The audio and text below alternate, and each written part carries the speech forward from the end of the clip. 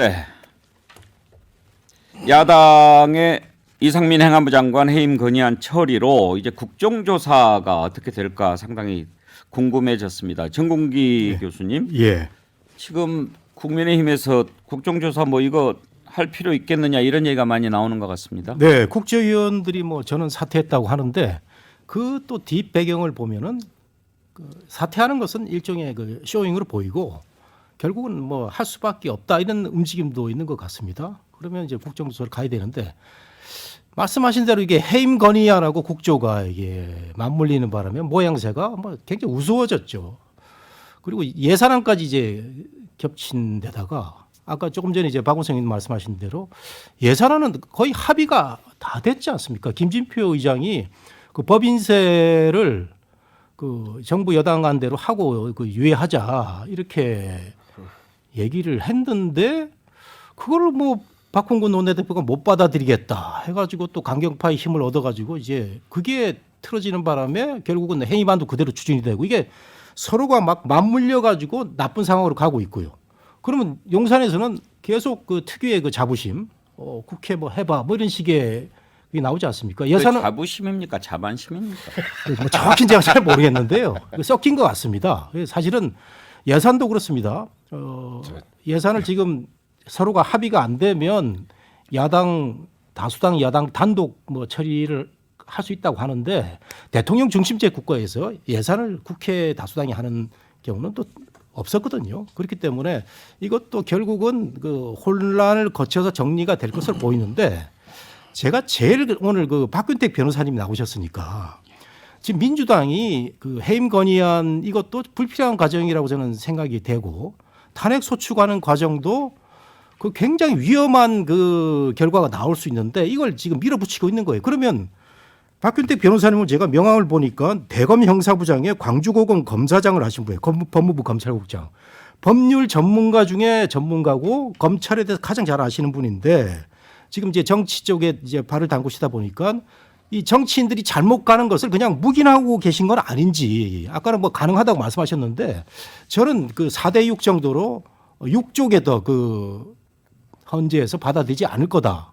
그러면 그 후폭풍을 민주당이 다 그 짊어지게 되는데 지금 안 그래도 윤석열 대통령이 썩 잘하는 것도 없는데 지지율이 조금씩 올라가고 있지 않습니까? 그러면 민주당 폭망하게 되는 경우도 있기 때문에 정말 실력 있고 균형 감각 있는 민주당의 이런 그 정말 전문 그 율사 출신의 정치인들이 바른 말을 해줘가지고 야당이 바른 길을 가져야 된다 이렇게 제가 생각을 합니다. 제가 지금 정국이 교수님께 두 가지 불만이 있습니다. 하나는 제 질문이 국정조사 관련인데 예, 거기에 대한 답변이 아니고 지금 다른 답변으로 이렇게 대신한 것이 첫 번째 불만이고 죄송합니다. 두 번째는 뭐 패널한테 이렇게 뭐 또 서로 의견이 다를 수는 있습니다만 뭐 그렇게 공격을 하시는 것은 더군다나 처음 나오셨다는 거예요. 궁금해서 제가 궁금해서 법률가이시니까 앵커가 계시는데 질문을 하시니까 예. 어떻게 뭐 짧게라도 답변 예, 드려도 말씀하시죠.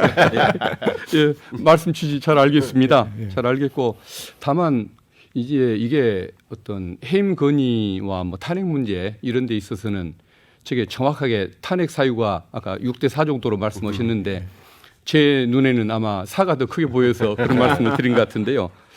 이게 근본적인 원인이 당연히 물러나야 할 분이 물러나지를 않고 예. 또 해임 건의를 받아들여야 할 대통령께서 받아들이면 쉽게 끝나는 일인데 어떤 국민 여론 또 유족의 그 어떤 비통한 심정에 너무 반하는 이런 행동을 하다 보니까 제가 조금 더 뭔가 적극적으로 해석하고 싶은 그런 아마 욕심이 들어서 좀 더 강하게 말씀드렸던 것이 아닌가 싶습니다. 예. 말씀 취지 잘 알겠습니다.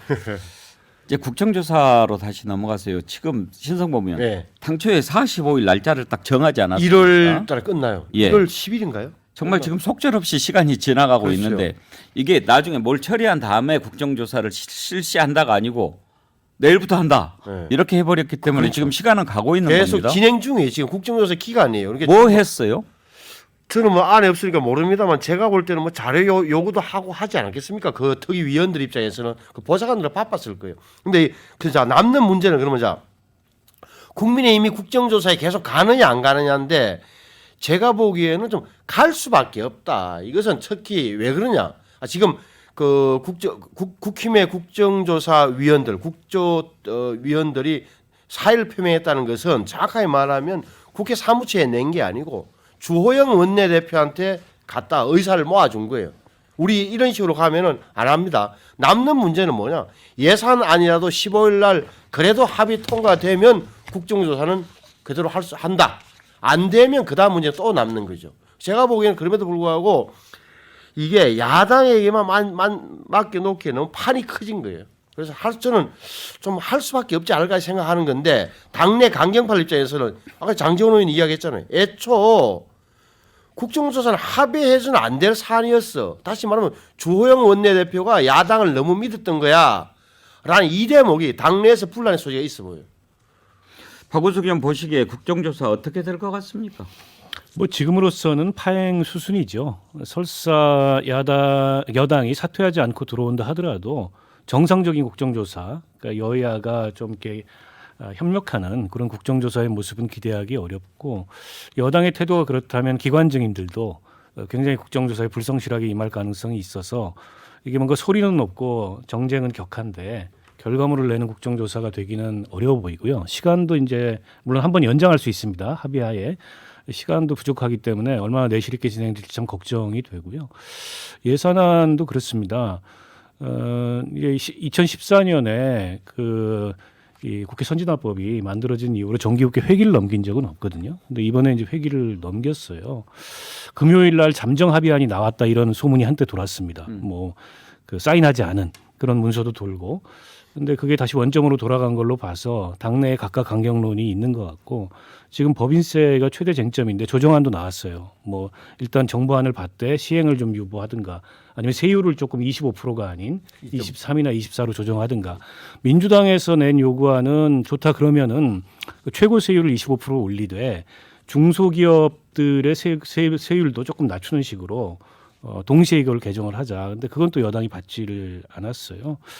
그래서 서로 간에 뭐 합의를 아예 하지 말고 각자 제 갈 길 가자 이건 아닌 것 같은데 지금 이게 이제 국조 또 뭐 해임 건의안 막 얽혀가지고 굉장히 복잡하게 진행이 됩니다만 저는 개인적으로 어쨌든 예산안을 합의해서 처리를 했으면 좋겠다 15일 날. 예. 그리고 나서 국정조사가 이게 뭐 정쟁판이 되든 좀 내용적으로 부실한 국조가 되든 한 단계씩 가야지. 전부 이게 서로 간에 발목을 잡듯이 이거 아니면 우리 안 할 거야. 저는 특히 여당이 그러는 건 잘 이해가 안 돼요. 야당은 전 그럴 수 있다고 보는데 여당이 뭐 해임 건의안 탄핵소추안 가면 우리는 예산안이고 뭐 국조고 다 안 할 거야. 예산안 안 하면 누가 손해입니까? 준예산 가면은 그게 야당 책임으로 돌아오나요? 그런 면에서 여당은 여당답게 또 야당은 어쨌든 무한정 발목 잡기만 할 수 없으니까 일단 예산안에 대해서는 합의 처리했으면 좋겠다. 김진표 의장이 권고한 시한 내에.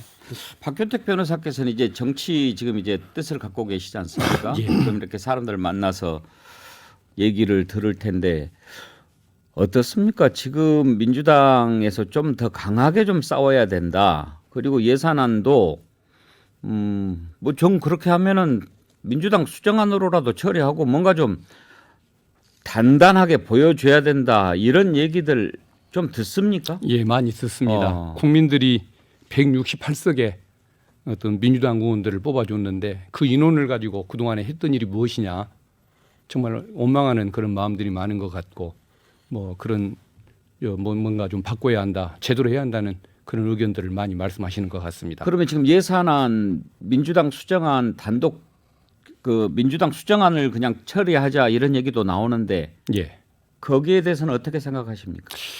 그게 바람직한 현상은 아니라고 저는 봅니다. 그러면은 결국은 목마른 사람이 샘을 판다고 하지 않습니까? 이건 이 예산이라는 것은 정부 여당을 위한 것인데 그 협의가 제대로 안 된다고 한다면 결국은 손해는 정부에게 돌아가는 것 아니겠습니까? 근데 오히려 야당이 더 관심이 많고 여당이 그냥 오히려 무관심한 것처럼 이렇게 보이는 태도는 이해하기가 좀 어렵습니다. 그리고 국정조사와도 이게 관련된 문제인데 어쨌든 만약에 여당이 국정조사에 참여를 않게 되면은 어떤 진상조사를 하는 그 동력이 떨어지는 것은 맞겠지만 이게 여당에 대한 어떤 신뢰도 떨어질 것이고 나중에 결국은 또다시 특검을 도입하자는 논리로 이렇게 또 이어질 수도 있는 것이고 또 예산 협의에도 지장이 있을 수 있는 것이기 때문에 어쨌든 정부가 예산에 대한 관심이 있다고 한다면 진상조사에도 열심히 협조를 하는 것이 타당하지 않을까 생각해 봅니다. 신성범 의원 보시기에 어떠세요? 야당 예산안 처리 가능성 있다고 보십니까? 이게 물론 수적으로야 가능하겠죠. 그런데 이게 엄청난 요소가 있는 게 보십시오. 야당의 안이란 게 뭐죠? 정부가 낸 안 가운데서 많이 깎고 감세바 감에 간 거란 말이에요. 몇 조를 뭐 깎았겠죠.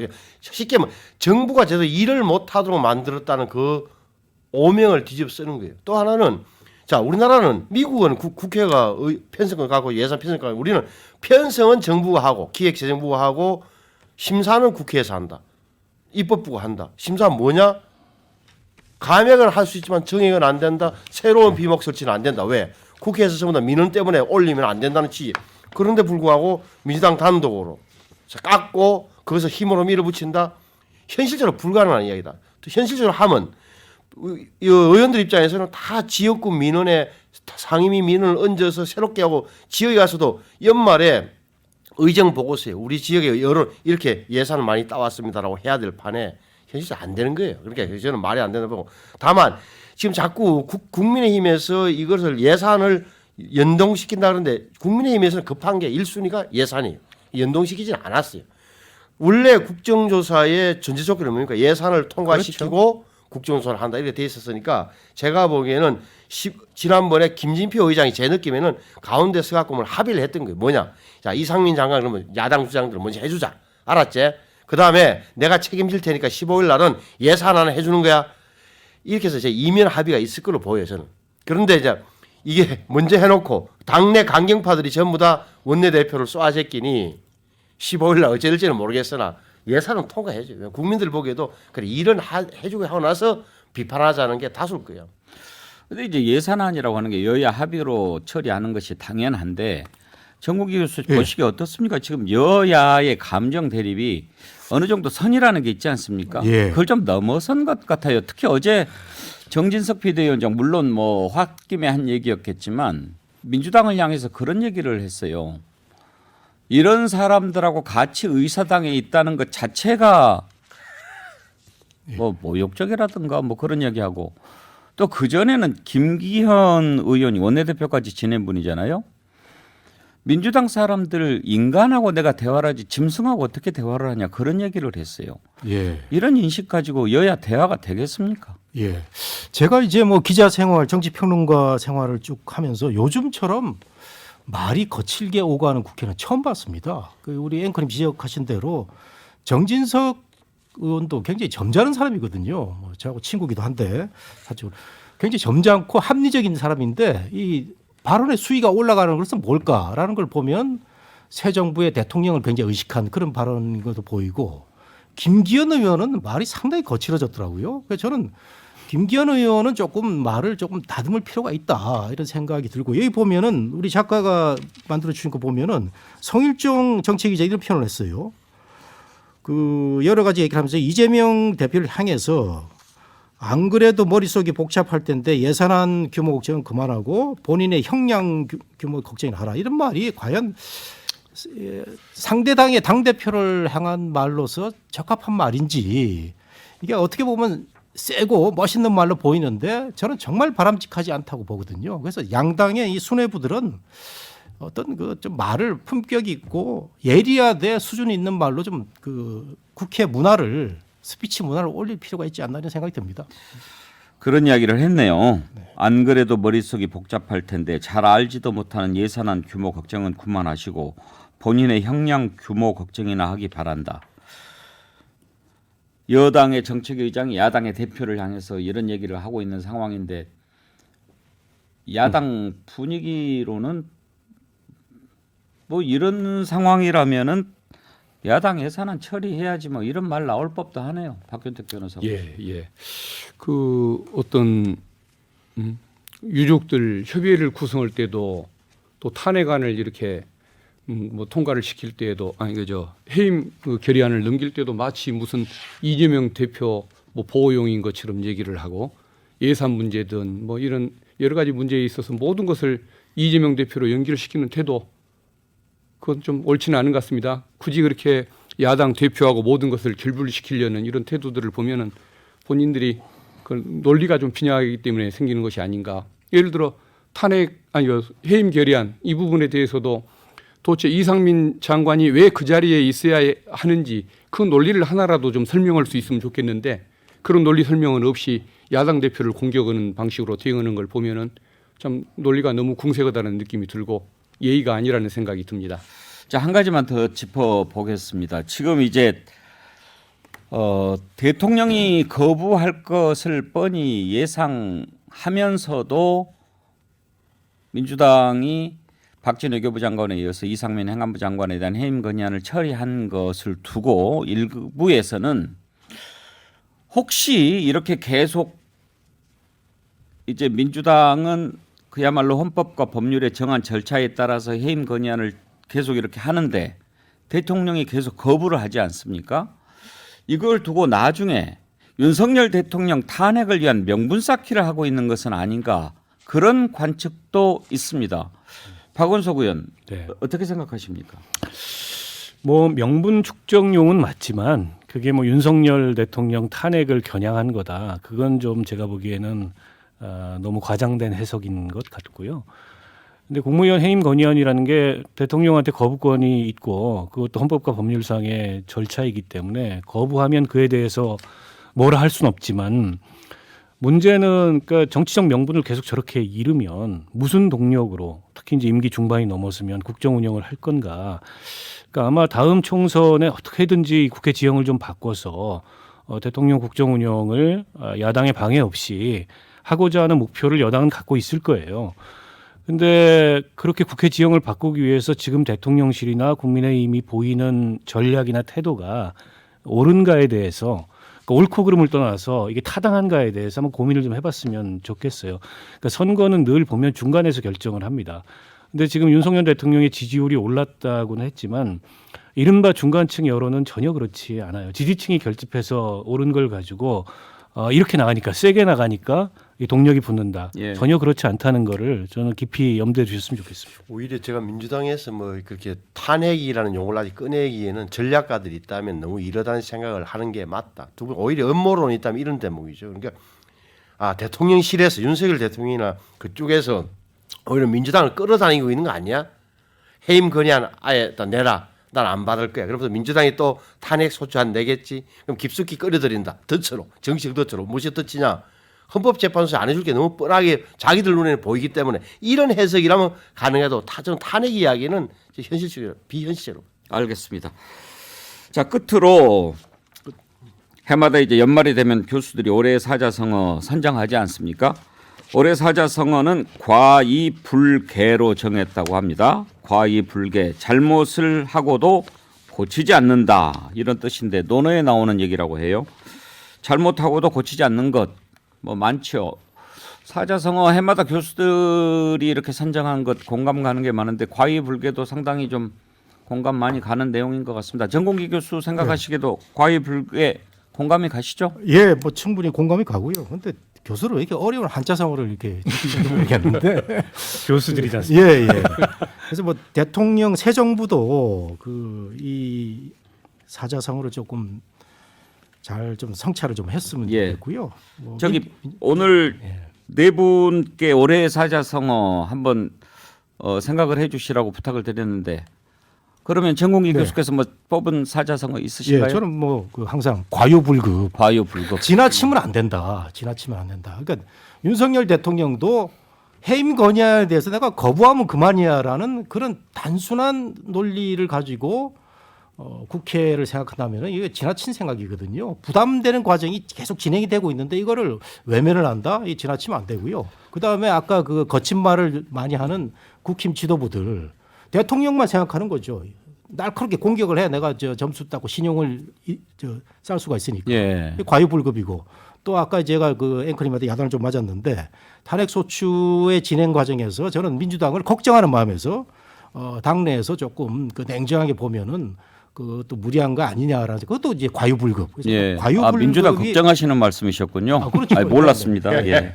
저는 견제와 균형이 민주주의에서 가장 중요하다고 생각합니다. 예. 네. 자, 과자는 같네요. 교수들 뽑은 거하고. 예, 지나칠 예. 과죠. 근데 이거 이제 지나칠 과고, 이거 이제 과실할 때 잘못할 과하고 이제 조금 좀 다르지만 짧게 갑시다. 올해 사자성어는 뭐니 해도 양두구육이죠. 많은 국민들이 이게 뭔가 좋은 제품인 줄 알고 샀는데 알고 봤더니 개고기를 산 거다 이런 느낌을 갖고 있을 것 같아요. 박현택 변호사께서는 뭘 꼽으셨나요? 예, 제가 만든 걸로 말씀드려도 됩니까? 네. 예, 부지부화. 만드신 거예요? 예, 어디 제가 있는 게 만들었습니다. 아니고 예. 부지부화. 예, 부화한 사실을 모른다. 아하. 애벌레가 나비가 됐으면 나비처럼 행동을 해야 하는데 애벌레 쪽에 구습을 버리질 못하고 그 행동을 반복하는 것을 꼬집는 한자로 제가 부지부화를 해봤는데요. 그러니까 부화를 했는데 예, 모르고 있다. 예, 나비가 나비인 사실을 모르고 애벌레 흉내를 낸다는 것인데 국민이 검사 출신을 대통령으로 이렇게 선출해 줬으면 대통령답게 행동을 해야 하는 거 아니겠습니까? 근데 아직도 검찰총장인 듯이 국가를 이렇게 수사만으로 이끌어가는 이 태도가 적절치가 않은 것 같습니다. 그래서 앞으로는 수사를 하지 말고 정치를 했으면 좋겠다. 이 말씀을 좀 드리고 싶어서 이 한자를 한번 만들어 봤습니다. 예. 신석보 의원. 저는 뭐 갑자기 생각 중도 실종. 아. 그러면 한마디. 그래서 가운데가 다 없어졌다. 중도와 화합과 중용의 길이 정치뿐만 아니라 사회 전 분야에서 사라졌다. 네 분의 사자성어 올해 사자성어로 꼽으셨는데 전부 다 마음에 확 와닿네요. 네, 고맙습니다. 오늘 백운계 시사 1번지 많은 분들이 또 댓글 보내주셨는데요. 두 분 선정해서 저희가 전지현 씨 BHC 치킨 쿠폰 그리고 자연주의 화장품 글래무에서 드리는 클렌징 폼 드리도록 하겠습니다. 파란대무님 올해의 사자성어 과이 불개 내년에는 잘못된 거 고칩시다. 금년도 어느덧 20여일 남았는데요. 각자 생활에 맞는 사자성어 만들어 새해에는 더 나은 삶을 살았으면 합니다. 제가 꼽은 사자성어는 과다 체중입니다. 웃음을 주셔서 감사합니다. 내년도 사자성어는 다이어트겠네요. 네. 다이어트가 우리말로 뭔지 아세요? 몰라요. 내일부터. 아유. 그리고 또 한 분 어르신 아이디 쓰시는 분 요즘 들어 민주당을 보고 있노라니 답답함은 있는데 예전에 물고 늘어지는 DNA가 슬금슬금 보이는 듯해서 기대를 해봅니다. 네, 감사합니다. 두 분께 선물 드리도록 하겠습니다. 박현택 변호사 오늘 해보시니까 어떠세요? 아유, 긴장이 많이 되고 좀 힘듭니다. 아주 좋으신데요. 예. 아주 설득력 있어요. 시간이 조금 남았는데 아까 그 부분 여쭤보고 싶었는데 예. 지금 민주당이 이렇게 해임 건의안 계속 처리하고 그러면서 윤석열 대통령 탄핵 명분 쌓기다 이런 지적이 있는데 그런 시각에는 어떤 생각이십니까? 저는 뭐 들어보지를 못했고 아마 그런 의도는 없을 거라고 믿고 있습니다. 예. 예. 그런 게 탄핵 사유가 되지는 않습니까? 이런 일들이 쌓이다 보면은 국민 어떤 여론과 정서로 또 영향을 미칠 수가 있기 때문에 정말 주의할 필요는 있는 부분이 아닌가 싶습니다. 네, 알겠습니다. 오늘 함께해 주신 네 분 수고하셨습니다. 감사합니다. 고맙습니다. 네, 백운계 시사 1번지 오늘은 여기서 문을 닫겠습니다. 내일 오전 11시에 다시 찾아뵙겠습니다. 고맙습니다.